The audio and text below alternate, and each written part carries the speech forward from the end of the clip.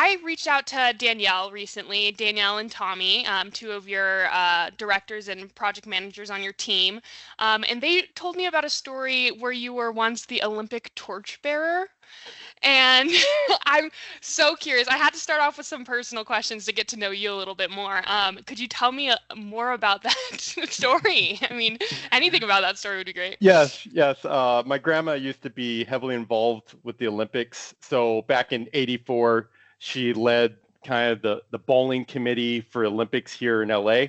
Mm, Um, and then the opportunity came where, since she had some kind of leverage, because she's now a big cheese with the Olympic people now that she ran the mm-hmm. bowling, she was like, let's see if we can get you to carry the torch. So we she put some stories together about me, and it probably kind of exaggerated a bit on things and got me to carry the torch down Hawthorne Boulevard over in the city of Hawthorne. And there's like a newspaper clipping. So um, out there that shows me with my giant fro and me holding the torch away, trying to not catch my fro on fire. So that was a pretty cool deal. So I I was did trying to that. find that photo, honestly. I was like, I'm sure there is a photo out there Yeah. of you I carrying the actually keep torch. something on my desk, and this is what my grandma gave to me Oh, back in the cool. day, from back when she did the Olympics, Sam the Olympic Eagle. So Cool. yeah. How old were you then? I think I was 11, or no, yeah, I was 11 when I carried the torch, I think. Yeah. Cool. Now, I know you've traveled all over to the world to places like the Galapagos Islands, Japan, South America. What was your like most favorite exotic food during your travels? Oh, good question. It was actually this curry I had in Hokkaido, and Mm, maybe it's just been a bit of the moment. Um, where I went up there for a kind of backcountry snowboarding, where we kind of snowshoe out into the mountains. And snowshoeing's hard. I actually struggled with it. There's like a technique, and I just buried myself constantly. But uh, we found this old lodge out in the countryside, out in the Hokkaido region, outside Niseko, and they had this soup curry that was absolutely phenomenal. I remember just the snow, and it just the lighting, everything about it. It was just such. I guess the experience made it mm. amazing. So it had just, oh, it was phenomenal. I can just taste it in my mouth right now. Cool. That's like my dream trip. I snowboard as well. So going snowboarding in Japan and doing that trip, and Japanese cuisine is like one of my favorites. So that's my dream Yeah, trip. best snow in the world. People rave about the champagne powder up in Utah. Mm-hmm. The powder in Japan is on another level. We went there, and we this one resort went to Moiwa. It had like 3 chairs. It was $20 just to board the whole day.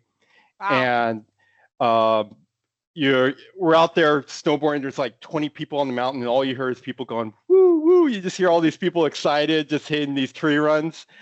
And that it was softer than the powder you find in Utah. It felt like I was actually surfing. It was just like that was as close as I got to Interesting. actually surfing, just how you float on top and going through like this.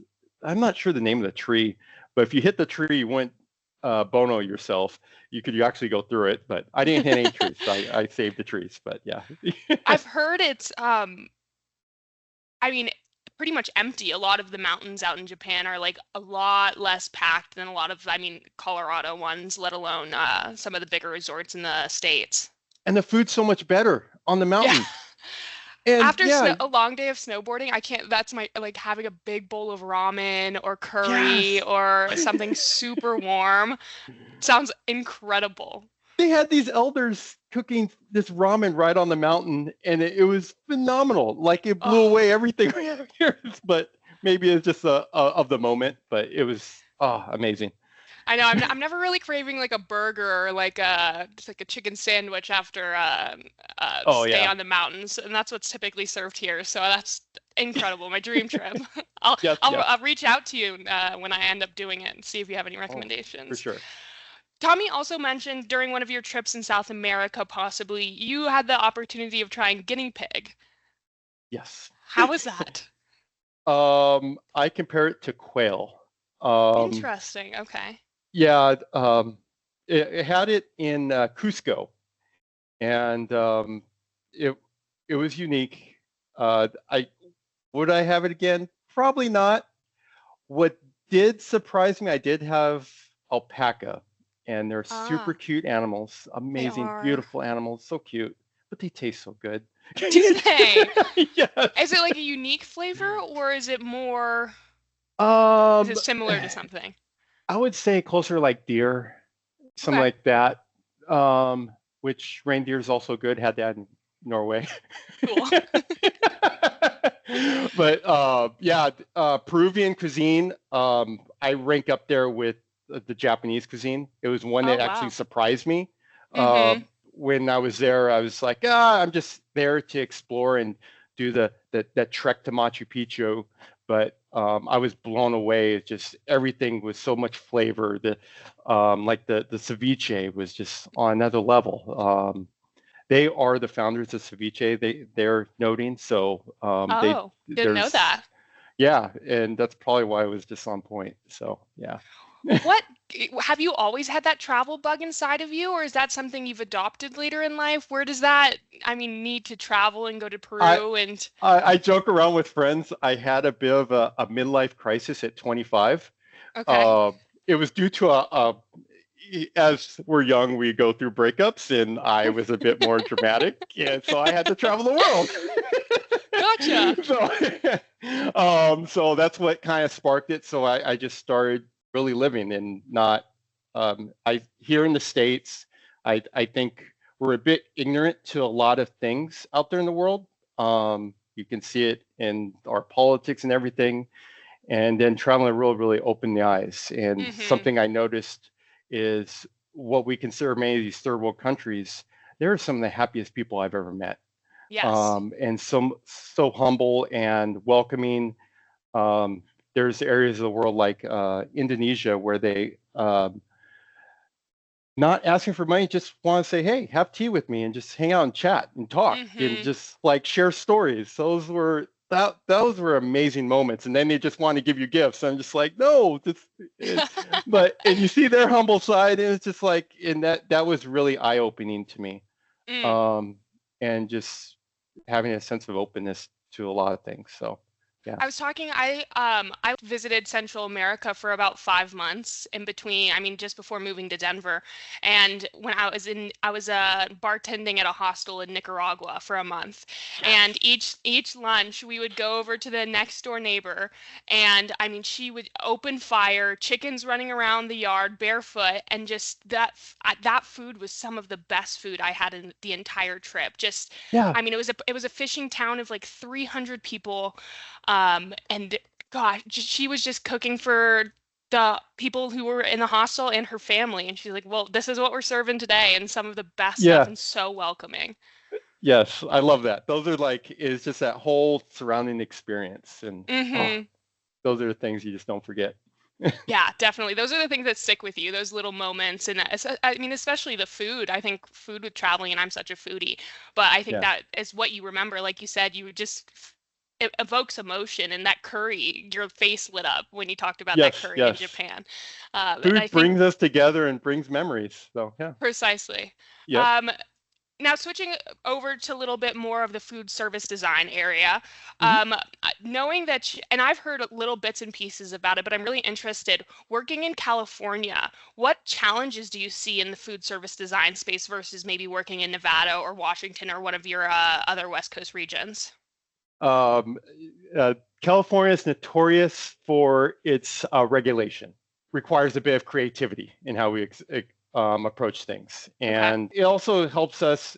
This is where my role comes in as a food service consultant and exposed to a lot of the I'll call them opportunities here in California when we work with our regulatory, and just positioning our clients to not run into those roadblocks later on and have costly impacts Hmm. when they're in construction or even during health department's field a final field review. They like to bring things forward. I like to be ahead of that, proactive.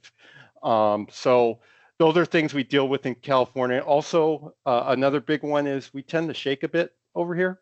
Yeah, So, as you know, so I'm sure you experienced some I'm great familiar, earthquakes, yes. and that has to puts another layer of some of the requirements we work with. So I have to be a bit of an amateur structural engineer at the same Mm. time when my primary role as a food service consultant is that space planning. We also have to make sure things don't fall over. So That's that's interesting that I think we talk so much about why would you bring in a food service consultant, and especially in California with all of the regulatory policies and stuff like that, you just have that foresight to be like, hey, let's talk about earthquake proofing this kitchen before we get to the end state where then you have to go back and make a financial loss yes, because of that.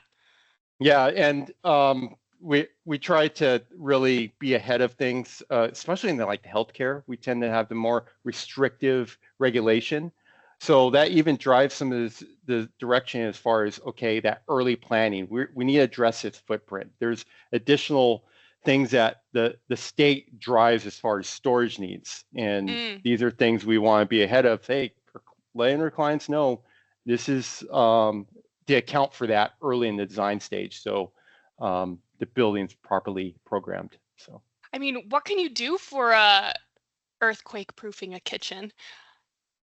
as far as earthquake proofing, Yes. we tend to. So this gets into it. We'll put an example on the school side.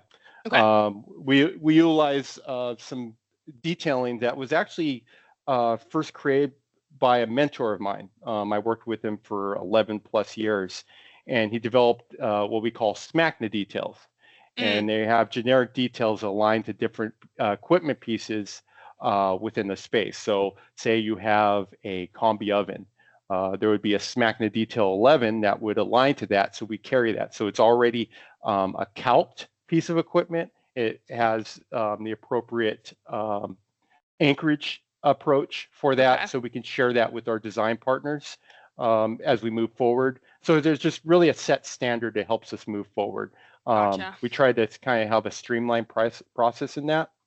Yes, you're going to have some unique things that take place. A unique would be when we get into, let's say, cook chill systems. Yes. So these are large vats and vessels that are engaged with that, and big, I call them cold water jacuzzis with Yes. the chillers. That we make sure those we work in tandem with our structural partners and making sure those are properly anchored, so then they don't walk away during our many Gosh. seismic events. Yeah, can you imagine? Just a Yes. bit massive cook chill Yes. moving down. Yes. Nobody needs that. Yeah. Nobody needs that. Given the ever evolving landscape of culinary trends and consumer preferences, how do you personally stay ahead of the curve when it comes to trends? How do you keep yourself updated? How do you know when a new trend for earthquakes or for regulatory policies come out? Yeah. So with that, it's I've personally developed a vast network of people in the industry. So a lot of our rep friends, I'm in close connection with them, and I tend to attend many of our conference events. Mm. I tend to speak at some of these. I spoke at NACUS, sorry.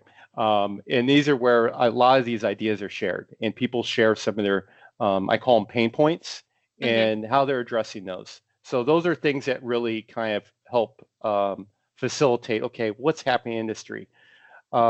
Additionally, here at Ricca, I want to note we do work on some of these projects that really pushing the envelope. Yes. We're working on one here locally. It's one of the larger projects in LA, and we are. It's a project I define. It's for the 1% of the 1%, and it's really pushing us to think outside the box in how we approach things as we navigate the California requirements, and then trying to facilitate some of the design ideas Mm. that are being pushed forth to cater to this um, this other Upper class, echelon. the upper echelon would I say. mean, that's the hospitality industry. We gotta learn and adapt, especially to that upper 1% where they expect so much. And I think Yeah, expectations can be good in that sense. Yeah, and we're even getting some drivers. So if we look at the public assembly world, and Yes. they're they're really pushing the envelope as far as that transaction side. That just walkout technology Yeah. we've seen on the Amazon Go, which was really facilitated in the Seattle area. They're taking their level with how we can apply that same type of approach within the stadium world. But this is giving us opportunities for um, help clearing the concourse of Yeah. large queues. Because if you went to the Dodger game and trying to navigate that concourse with a traditional service model, Yeah. it's always like bumping in. Yeah, you get to high five a few Dodger fans along the way, but it does slow you down End up trying to. missing some of the game. Yeah. Yeah, you may miss Otani and hit another one out. So those are things that we try to be ahead of. That's interesting. I think I'm seeing it slowly pop up more and more. I went to a soccer game recently, and I ended up missing some of the game because of a long queue line. But then, different. I went to a smaller like ESL stadium down in Colorado Springs recently, and they had an operatorless model where you go up, you scan your items, and you leave. And I mean, there was no line in that, Yeah, and it really it's did change awesome. the experience. Yeah, it's cool. Yes. What's interesting about all this, we still have many sports fans are very traditional, would say. So they're used to that. Okay, go to the point of sale, and when you look at the just walk out area, pretty empty. So Yeah. just a little pro tip: take advantage of that so you can get back to your seat. It's an So, idea to bring to new stadiums, and yes, as yes, stadiums are updating, it's great yeah. technology. If you ever get to go for LAFC game, and I have that's been really. actually. Yes, and you'll see some of the technology, and it's really integrating even some of the gate check-in. So they're using Hmm. like Clear to get in, Yes. which we envision Clear when you're going through the airport, such as Denver.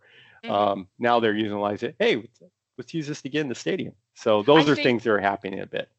well, it was so interesting. I went to LAFC, that stadium, pretty recently, right after it opened, and it was the first stadium that I'd been to that had that whole food hall.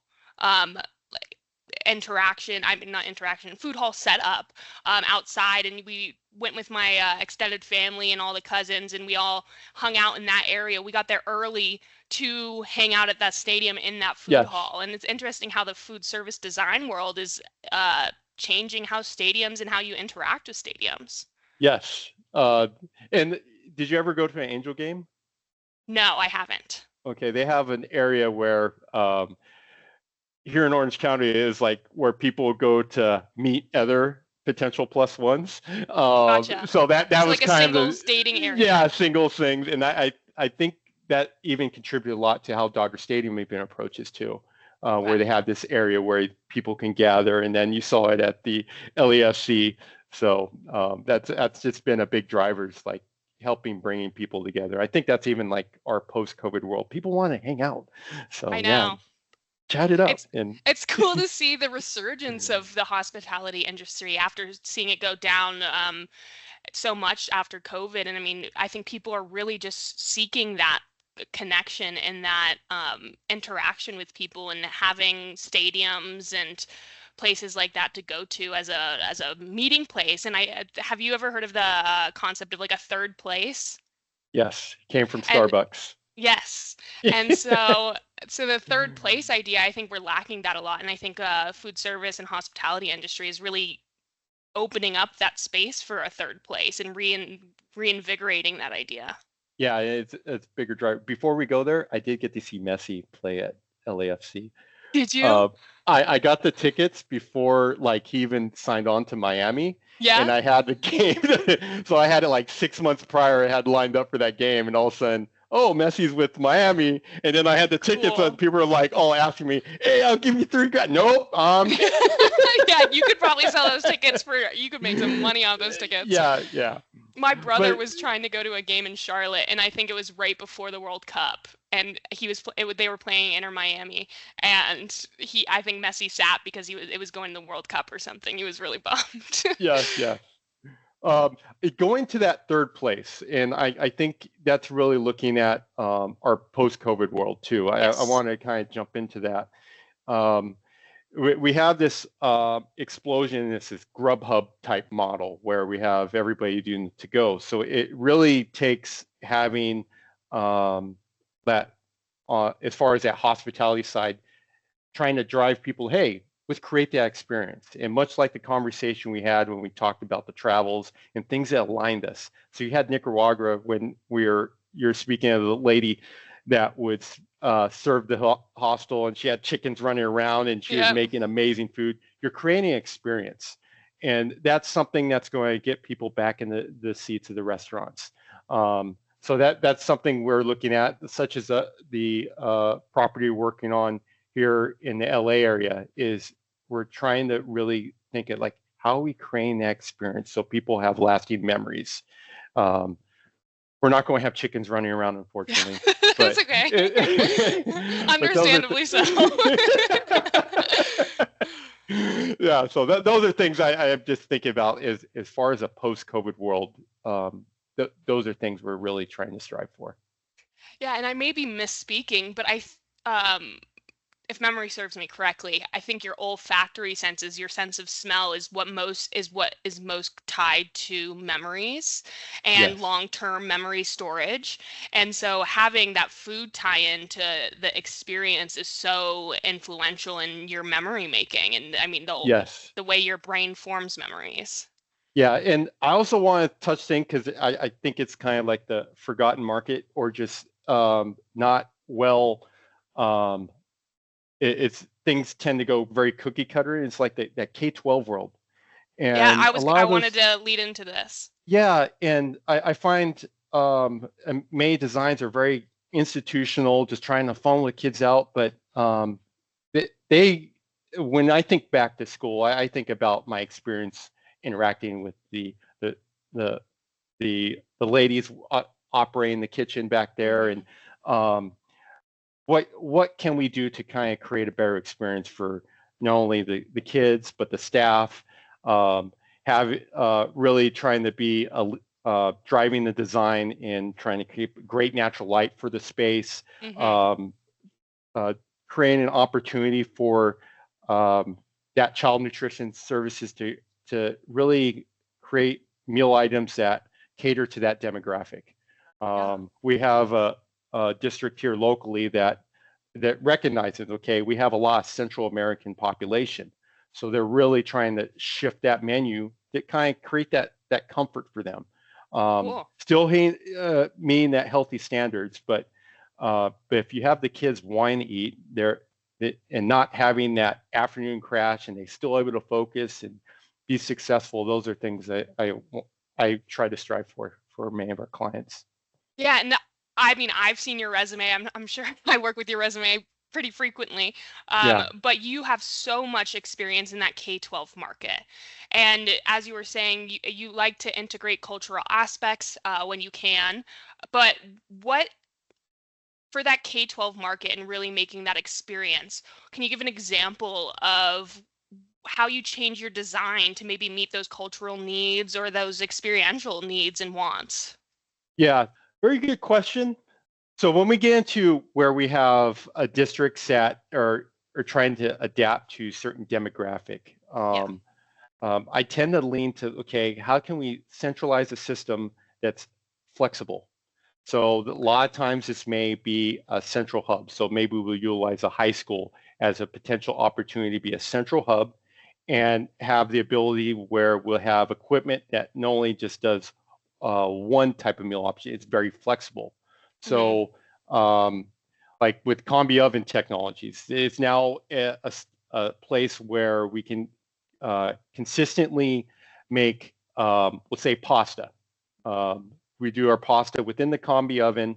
We'll put a dry pan of dried pasta with a bit of water in there, and then we're able to pull it out. We don't need to um, That's run it back incredible, through a by the colander. way. Yeah, it's incredible, It's and incredible. it's consistent.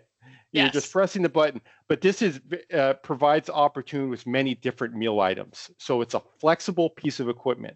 So when you're able to centralize, you have flexibility for and to serve to throughout the district and adapt to the ever changing trends. So one of the big trends here in California is boba. but a few Yes. years ago it was other things. So that trend is going to constantly change, and those are expectations of the kids themselves and the parents. So that is something I find critical to adapt. One of the big things I just want to highlight here in California, I want to highlight for the rest of the country, this universal free meal. Um, Okay. One of the big advantages of universal free meals was it removed the stigma. We've Those that were getting the free meal had to apply and kind of advertise themselves as like, hey, we're not as well to do, and that can be a bit more challenging in the unfortunate social dynamic that can happen in many school Yeah. sites. We have a district here locally that we initially designed their central kitchen to serve like 12,000 meals per year. They opened up the universal free meals and it jumped. Since they removed that stigma, it went to 18,000 meals Wow. immediately.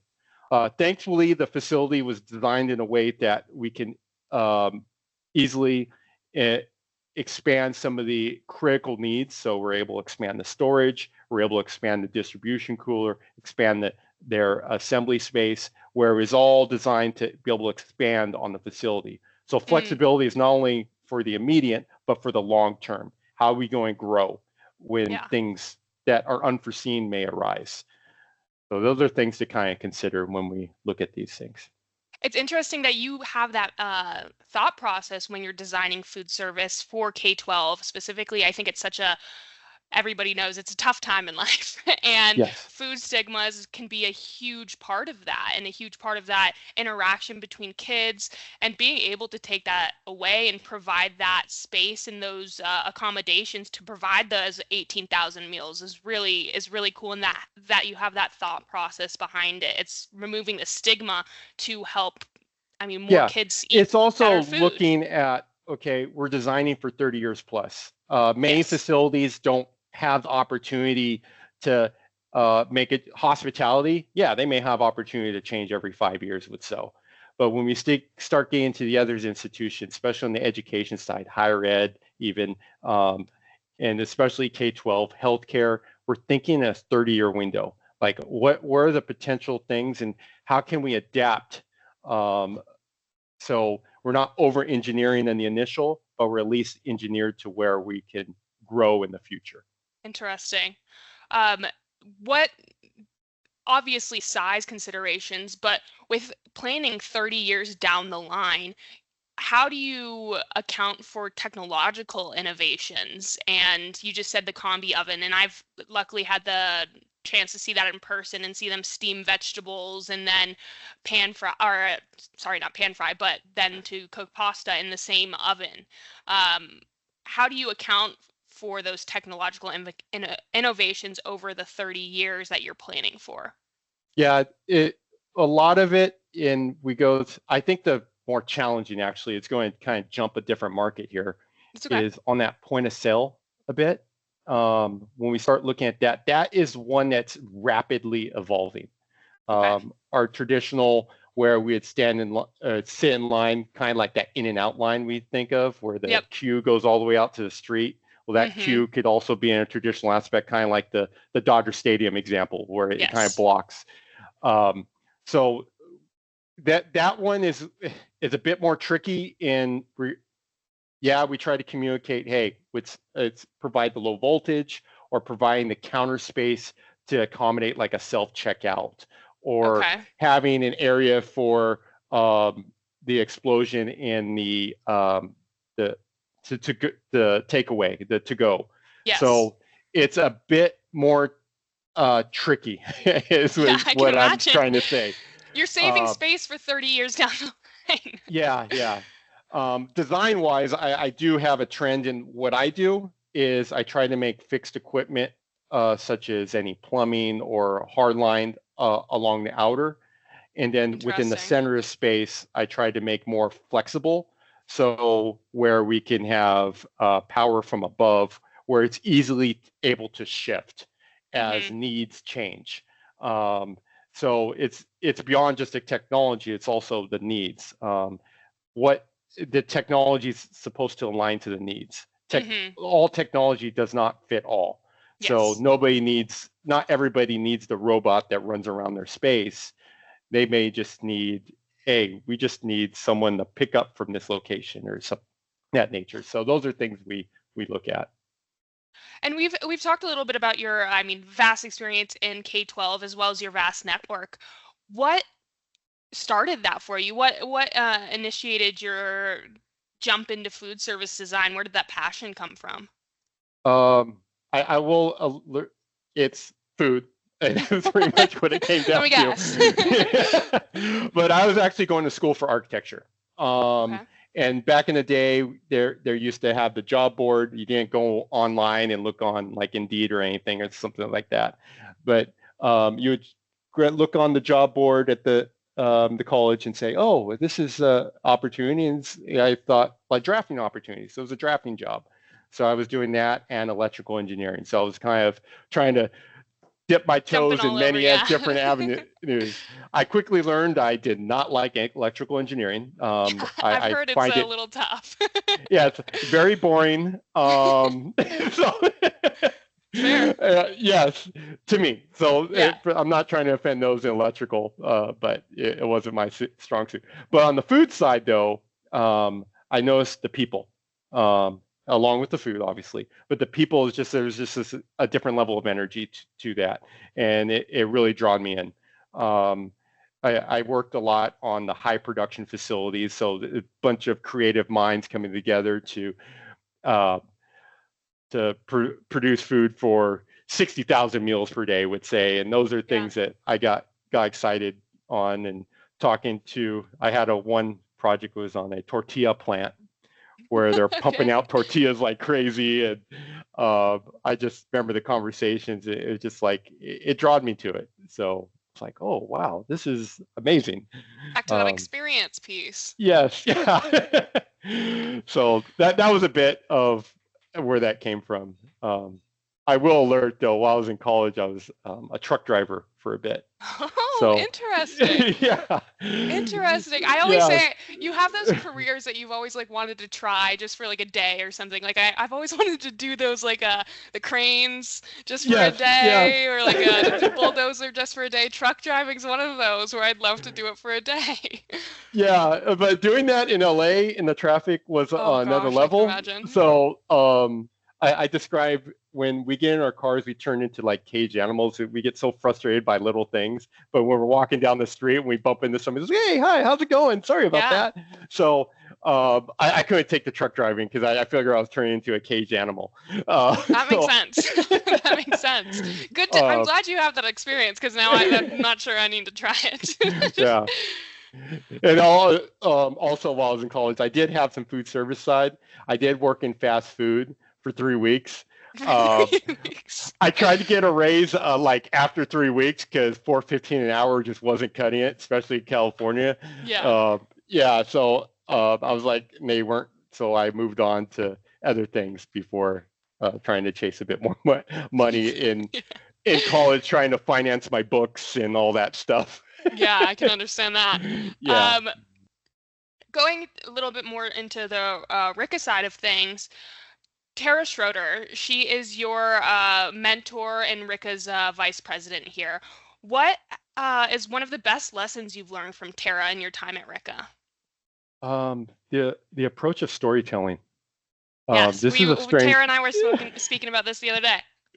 Yeah, because that actually helps paint pictures. It helps draw the audience in. It's kind of like why I don't like electrical engineering because I had a hard time telling a story about it. But on the food service side, it's just countless stories. It's creating those experiences. So that's something I really captured from her. It's helped me connect with more people because we sharing stories. There's also lessons learned. It's things that can help drive design ideas. It's helping us think outside the box, and I think Ricca really caters to that, allowing us to think outside the box. Totally. And that's something I've really admire her for sharing some of that, and the insight and the stories she tells has really been great. And I'm one I I'm aware of my storytelling abilities. They're not the best. I work on Yeah. them. I typically just jump to the conclusion because I get a little excited and then I work my way back. And so I'm very conscious of trying to improve my storytelling. Is there one tip you could give me or the audience that maybe would help me tell stories a little bit better? That's a good question. 'Cause a lot of my stories, I find I struggle with, but I just embrace like, hey, it's going to probably come off wrong, but I just enjoy it. It makes me laugh, and and I I find always end other up laughing people, at my own stories too, which like yeah. interrupts the whole thing. But at the same time, it sparks other people's stories too, and it gives the opportunity for to listen. So that's usually where I'm going with it. It's like, hey, if it gets someone telling me, hey, this is what I'm going through, and here's this their story, and it sparks ideas, and then we get into our consultant mindset. It's like, okay, how can we solve this? And Always that's the listening, excitement. yeah. Yeah. So it yeah, it gives the opportunity to listen. I guess where Interesting. you I can go like with that. that. Yeah. Maybe thinking about it as an opportunity to open somebody else up is really cool. Yes. I have one last question for you, and it's I've asked all the principals this, and it's why Ricca? What does creating what's next mean to you? Well, first off, with the why Ricca, I think we kind of captured a bit of that through our discussion. Is Ricca does like to think outside the box. Um, we listen, so that's a bit. Not only listen to our clients, but listen to the team. So our whole Hmm. team listens to each other. Um, we're not afraid to have those challenging conversations, and because that makes us all better. Yes. I'm all about it. I ask my team to challenge me all the time, because I find as we grow older, the more we find out we don't know. We need to stay humble, and Ricca really embodies that, and that helps move things forward. Um, Another thing I want to note about Ricca, we do work on some amazing things. I know there's a big statement about working on all 7 continents. Yes. Uh, that's a big deal. That's I cool. actually, yeah. That's pretty cool. I was um, actually recently looking at our Antarctica project and moving that to the top of an experience list recently. yes, yeah. You got to celebrate those, and that that creates so many opportunities. Um, and that's what Ricca does. It creates those opportunities to work all around the world, explore new ideas, and I just want to hang my hat on that. Yeah. And second part of that question, what does creating what's next mean to you? And we touched upon it a little bit earlier in the conversation, but Yeah, I'm going to be a broken record here, but that's okay. That's okay. but that thinking outside the box, that is creating what's next. Yeah. So the opportunity to listen. Hey, this person over here, because I get in conversations even when I go out to eat, Yeah. and I'll talk to the guy at the pizza parlor, and he's telling me about, oh, I did this in the back of house, and I thought about this because we get in these crazy conversations. These are ideas I bring to the table when I'm having conversations with clients. Hey, Yeah. and that's storytelling, and it's an opportunity to listen. So that's really pushing the industry forward. And I find Ricca does that. It's pushing the industry forward, trying to do what's best for our clients and our customers. Yeah, and you mentioned it earlier, but it's really listening to those pain points is what drives that innovation. I think as we develop more technology, you solve one problem, but another door opens or another problem arises.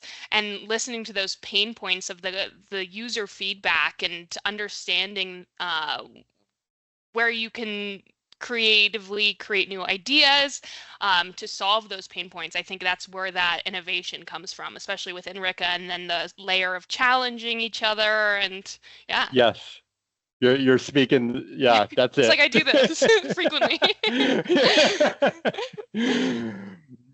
Well, I've had a great conversation with you, Jeremy, and I Yes, really appreciate you taking the time to speak with me today. But I hope you have a great weekend. same to you. Enjoy your Yeah. weekend, and I think you guys are getting snow, so hopefully you get out on the mountain.